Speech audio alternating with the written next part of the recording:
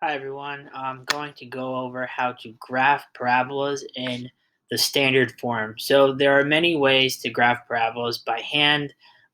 You could use the vertex and the roots and create a table by hand if you want to. But personally, I think the easiest way is to use a graphing calculator. So you may be saying, well, I don't have a graphing calculator. Well, what's nice about Delta Math is they have this feature up here in the corner, which is a calculator, and if you hit this drop down list here, right here, you can pick the graphing calculator. So there's a statistics calculator and a graphing calculator. You want graphing, and it will open a calculator for you. So all you have to do to plot the function is enter the standard form of the quadratic equation that you're given. So let's look at the question. It says graph the equation y equals negative x squared plus 12x minus 32 on the accompanying set of axes. You must plot 5 points, including the roots and the vertex.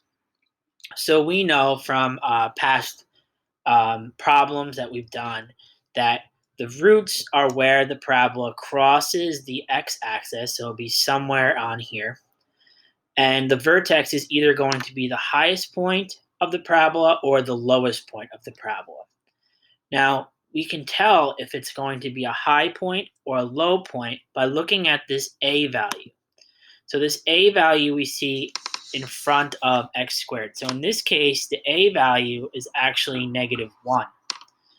When the a value is negative, the parabola will open downwards like this. So it will look roughly like this with the vertex. The vertex will be what we call a maximum. Okay?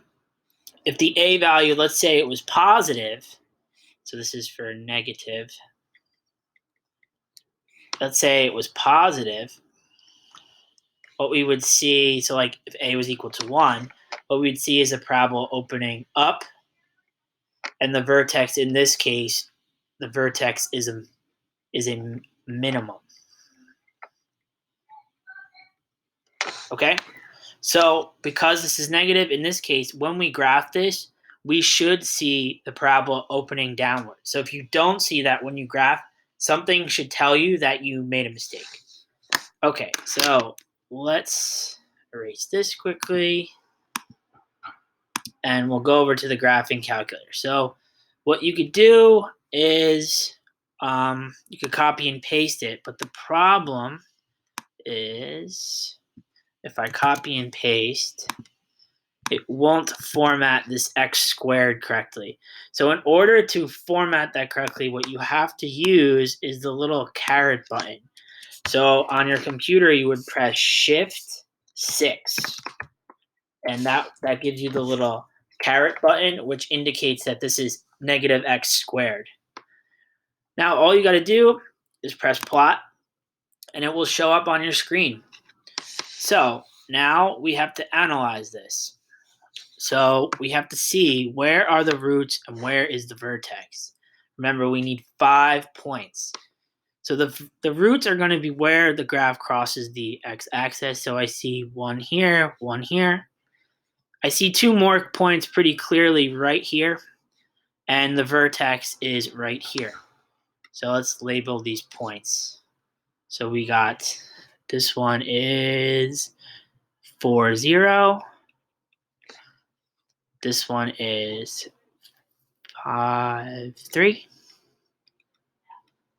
Then we have 6, 4.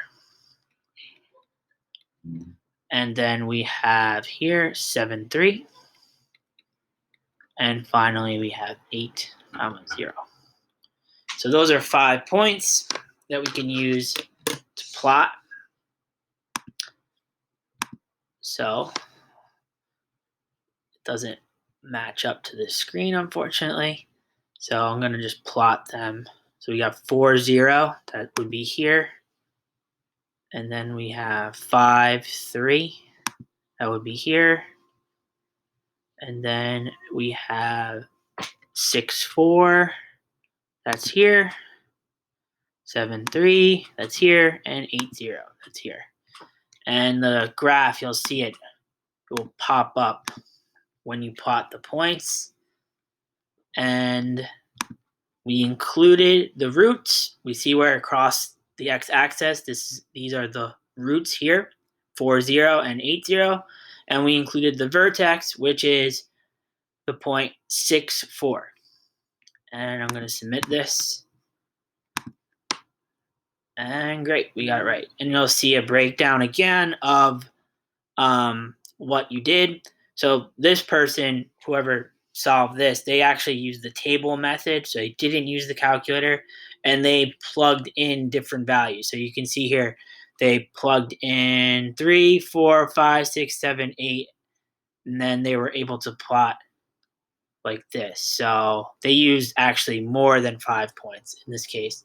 I wouldn't do it this way. I would stick with the graphing calculator, but it's a good way to maybe check your work, um, or an alternative strategy if you're having trouble with the calculator. Let me know if you guys have any questions, and I will try to address them. Thank you.